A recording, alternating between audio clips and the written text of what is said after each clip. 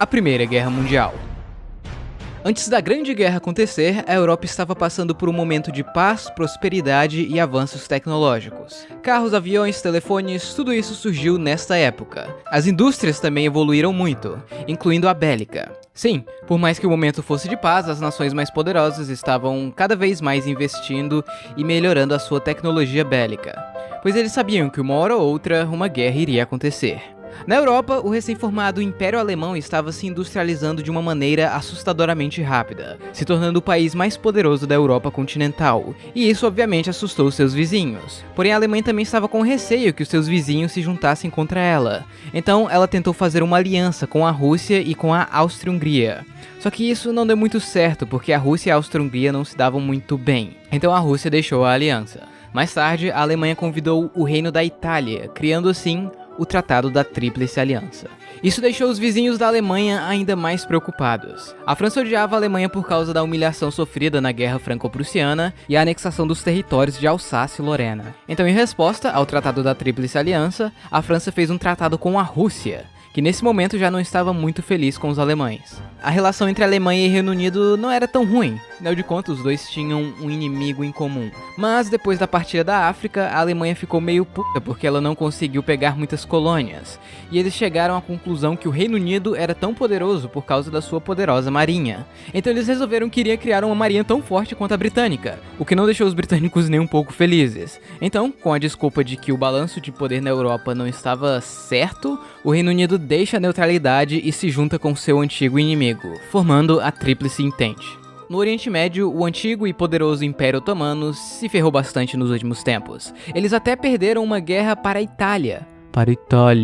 E como o pessoal dos Balcãs viram que estava fácil, eles iniciaram uma guerra contra os otomanos. E com isso eles perderam grande parte de seus territórios na Europa. Obviamente os otomanos ficaram putos com isso, principalmente com a Rússia, que deu apoio a esses países. Sem falar que a relação entre Rússia e Império Otomano nunca foi boa. Com o fim da Primeira Guerra dos Balcãs, a Bulgária ficou putaça porque o território da Macedônia foi dado para a Sérvia. Então eles meio que tentaram pegar a força e isso gerou a Segunda Guerra dos Balcãs, que foi basicamente todo mundo contra a Bulgária, incluindo o Império Otomano, que recuperou alguns territórios. E por último, mas não menos importante, vamos falar do Império Austro-Húngaro, que era o império mais multicultural da Europa. Tinham germânicos, húngaros, tchecos, poloneses, ucranianos, romenos, italianos, croatas, sérvios, eslovenos e eslovacos. Porém, os dominantes eram os austríacos e húngaros. Em 1908, eles anexaram a região da Bósnia e Herzegovina, no qual eles já controlavam há algum tempo, mas que tecnicamente ainda pertencia ao Império Otomano. E essa região tinha um alto número de sérvios e outros povos eslavos, o que deixou os sérvios e russos bem putos com os austro-húngaros. Nisso, vários grupos que os austro-húngaros viam como terroristas começaram a se formar e atacar o governo, e alguns pontos na fronteira com os dois países. E assim, muitas pessoas importantes do governo sérvio faziam parte desses grupos terroristas, então dá pra imaginar o quão esses dois países se odiavam. Ou seja, a Europa estava cheia de países que odiavam outros países e esses países tinham aliança com outros países. Com tudo isso, só precisava de um motivo para a guerra, e isso aconteceu nos Balcãs. O arquiduque e herdeiro do trono austro-húngaro Francisco Ferdinando pretendia transformar a Áustria-Hungria em uma espécie de federação, onde cada região teria uma certa autonomia. Então, para obter apoio da recém-anexada região da Bósnia, ele faria uma visita de estado na cidade de Sarajevo. Sabendo disso, um grupo terrorista conhecido como Mão Negra armou uma emboscada para assassinar o arquiduque. Eles esperaram em uma ponte, onde o carro de Ferdinando iria passar, e então jogaram uma granada, que bateu no capô do carro de Ferdinando e explodiu na roda do carro de trás, deixando alguns feridos. Depois disso, Ferdinando foi embora da cidade, certo?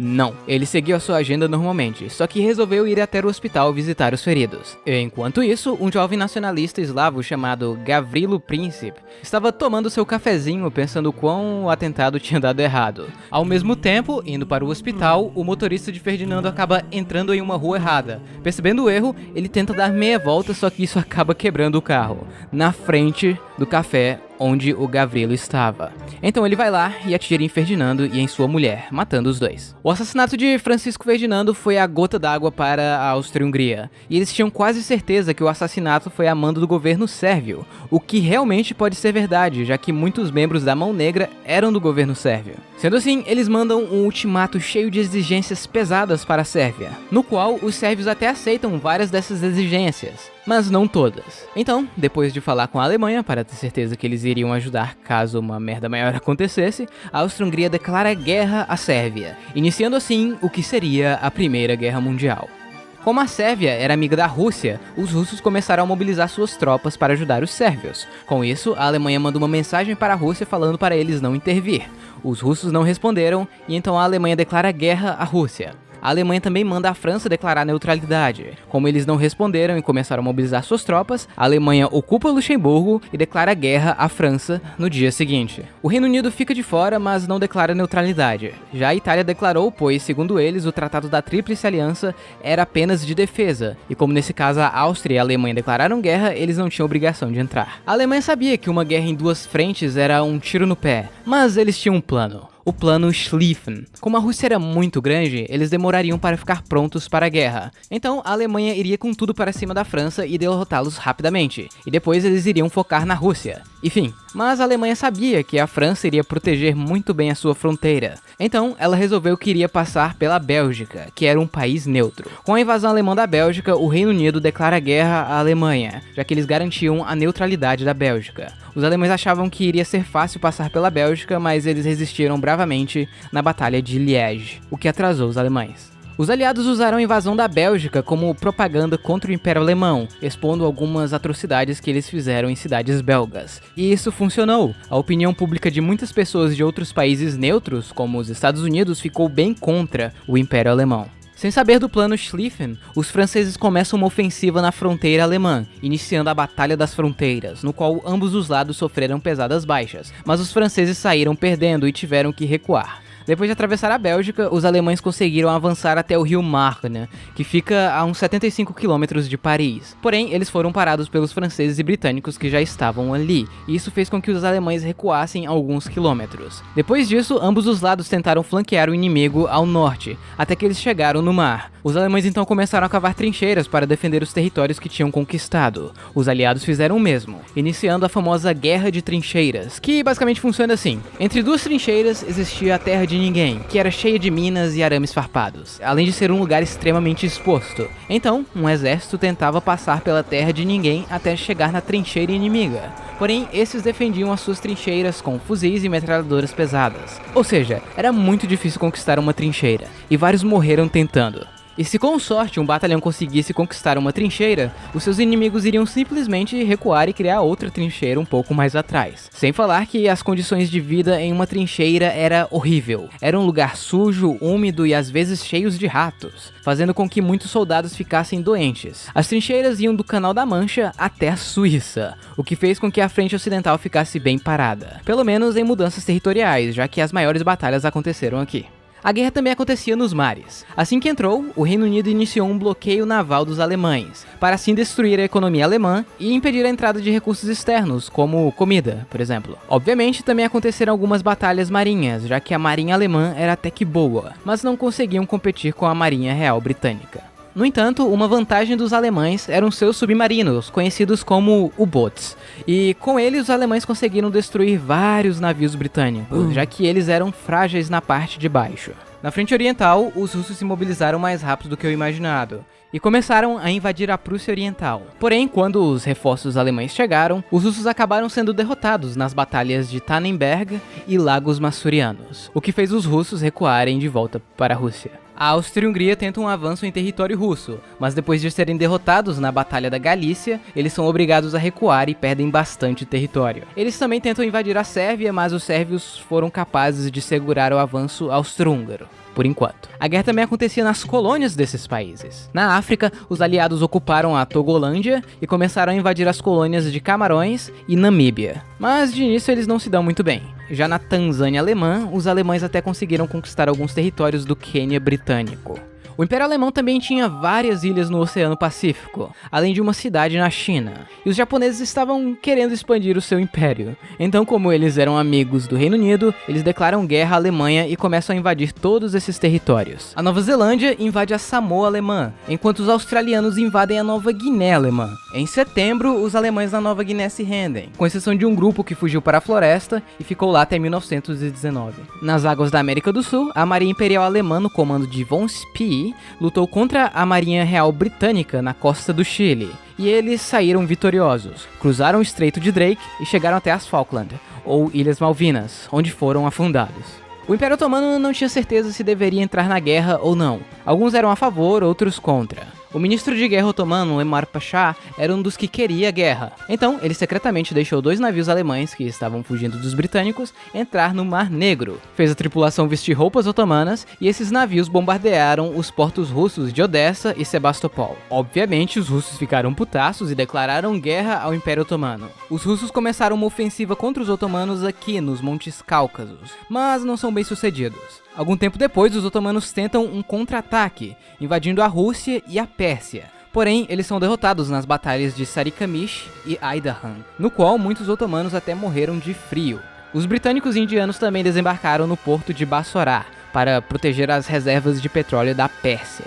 A Áustria-Hungria finalmente consegue capturar Belgrado, a capital da Sérvia, por algum tempo, já que os sérvios conseguiram recuperar a cidade de novo. Os russos conseguem avançar ainda mais em território austro-húngaro, fazendo eles recuarem para os Montes Cárpatos. E os alemães começaram uma invasão na Polônia russa. De início, eles se dão bem, mas depois são obrigados a retroceder alguns quilômetros. Na frente ocidental, as coisas não mudaram muito, apenas algumas pequenas batalhas aqui e ali. Mas no Natal de 1914, alguns alemães e britânicos fizeram um armistício não oficial, cantaram músicas natalinas, trocaram presentes, enterraram os mortos que estavam na terra de ninguém e até jogaram uma bola juntos. Tudo muito lindo, mas sabe quem não gostou nada disso? Os generais, os franceses e um soldado alemão chamado Adolf. No ano seguinte, os franceses tentam quebrar a linha defensiva alemã na primeira batalha de Champagne, mas não deu muito certo. Os franceses começaram a usar gás lacrimogênio para tirar os alemães das trincheiras, e os alemães foram um passo adiante e usaram gás cloro na segunda batalha de Ypres, ou Ypres. De início parecia muito eficiente, já que os inimigos foram rapidamente incapacitados, mas os alemães acabaram sofrendo com o próprio gás e a batalha ficou inconclusiva. Algum tempo depois, os aliados também começaram a usar gás cloro, mesmo tecnicamente sendo proibido pelas leis de guerras, que esses mesmos países assinaram em 1899. O gás cloro, apesar de incapacitar e ser letal até certo ponto, precisava de muita concentração para realmente matar uma pessoa, e logo todos os soldados já estavam com equipamentos de segurança, como aquelas famosas máscaras de gás. Com isso, 2 outros gases foram usados. O gás fosgênio, que foi o mais letal de todos. Esse gás era quase invisível e os seus efeitos eram sentidos apenas horas depois. E em 1917, os alemães começaram a usar o famoso gás mostarda, que apesar de não ser tão letal quanto o fosgênio, o gás mostarda era assustador. Só de entrar em contato com a pele, ele causava bolhas, deformações e muito sofrimento para a vítima, se tornando assim o gás mais temido e famoso da guerra. Enquanto isso, os otomanos tentam pegar o canal de Suez, mas falham. Os britânicos começam a bombardear Dardanelos para tentar chegar até Constantinopla, a capital do Império Otomano. Mas isso também não funciona. Então, em abril, eles, junto com os franceses, australianos e neozelandeses, tentam desembarcar nas praias de Galípoli. Essa operação de desembarque duraria mais ou menos 1 ano, e seria extremamente difícil, principalmente pelas condições climáticas. Os otomanos estavam bem p***os com os armênios, que são uma minoria étnica e religiosa que vivem aqui, pois eles desconfiavam que os armênios estavam colaborando com o inimigo. Isso tudo geraria o genocídio armênio, onde mais ou menos 1 milhão de armênios acabariam morrendo. No entanto, ainda hoje a Turquia nega o genocídio e diz que os números foram exagerados pelos aliados, para fins de propaganda. O reino da Itália, que era aliado da Alemanha e da Áustria-Hungria, decidiu entrar na guerra, do lado dos aliados, pois lhes foram prometidos alguns territórios da Áustria-Hungria. Os italianos tentaram um avanço nos Alpes, porém os austro-húngaros conseguiram se defender facilmente dos italianos, já que as suas posições eram bem vantajosas. Enquanto isso, os alemães intensificam os ataques de submarinos, declarando um bloqueio do Reino Unido. Todo navio, não importa de que país seja, seria afundado sem aviso pelos U-Boot. Uma das vítimas foi o navio Lusitânia, onde muitos americanos acabaram morrendo. Isso obviamente não deixou os Estados Unidos muito felizes, mas o Lusitânia trazia armas escondidas, então a Alemanha tinha uma desculpa. Os alemães também usaram os Zeppelins para bombardear cidades britânicas, inclusive Londres. Porém, isso não se mostrou muito eficiente. Na frente oriental, os impérios centrais conseguiram vitórias consecutivas contra a Rússia. A Alemanha consegue avançar na Polônia russa e em agosto eles capturam a cidade de Varsóvia, além de avançar no território da Lituânia. E mais para o fim do ano, a Áustria-Hungria consegue recuperar boa parte dos territórios da Galícia, mas eles ainda estavam parados na Sérvia. A Bulgária estava querendo seus territórios de volta, e quem sabe pegar a tão querida Macedônia, Então, vendo quão bem os Impérios Centrais estavam indo contra a Rússia, eles resolvem entrar na guerra do lado dos Impérios Centrais e começam a invadir a Sérvia. Agora, tendo que lutar em duas frentes, a Sérvia não resiste e é facilmente dominada pelos Impérios Centrais. O exército sérvio então vai para a Albânia, que é neutra. Mesmo assim, os Impérios Centrais vão lá atrás deles. Alguns dias depois da capitulação da Sérvia, a Bulgária anexa boa parte de seus territórios. Na Mesopotâmia, os britânicos tentam um avanço até a cidade de Bagdá, mas são parados e obrigados a recuar para Kut, onde são cercados pelos otomanos. A operação de bloqueio do Reino Unido estava indo bem, porém alguns navios americanos foram afundados, fazendo com que os Estados Unidos pedissem gentilmente para os alemães pararem com isso. E como eles não queriam mais um país na guerra, eles aceitam. Na África, as colônias alemãs tentam um avanço na África do Sul, mas falha e são obrigados a recuar. Mais tarde naquele ano, os aliados finalmente conseguem conquistar as colônias alemãs da Namíbia e Camarões. Porém, os alemães ainda estavam resistindo fortemente na Tanzânia, que estava sob o controle do comandante alemão Paul von Lettow-Vorbeck, que resistiria isolado na África durante toda a guerra, com apenas um pequeno grupo de guerrilheiros. Até o momento, um ano já tinha se passado desde o início da Grande Guerra, mas ela ainda estava longe de chegar ao fim, e muita coisa ainda vai acontecer. Só que isso vai ficar para a parte 2 do vídeo. Bom pessoal, então é isso, espero que vocês tenham gostado. Prometo que a parte 2 não vai demorar muito para sair. E no mais é isso, tchau, até o próximo vídeo.